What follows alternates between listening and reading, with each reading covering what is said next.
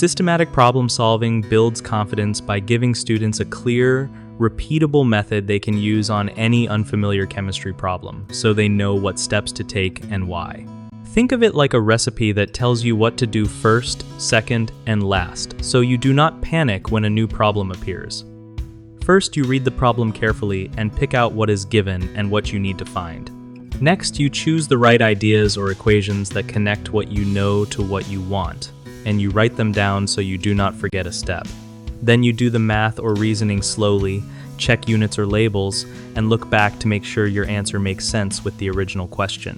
Doing these same steps every time makes hard problems feel smaller because you can trust the method even if the numbers or chemicals change. Students often try to guess the answer without organizing the information, which leads to mistakes. Take time to list what is given and what is asked instead of jumping in. Another common error is skipping units or not checking that units match, and the quick fix is to always write units with numbers and convert them before calculating. A third issue is losing confidence after one wrong attempt, but remember that following the method and checking each step helps you learn from mistakes and get better next time. For more videos and resources on building problem-solving skills in chemistry, visit www.gumballdegree.com.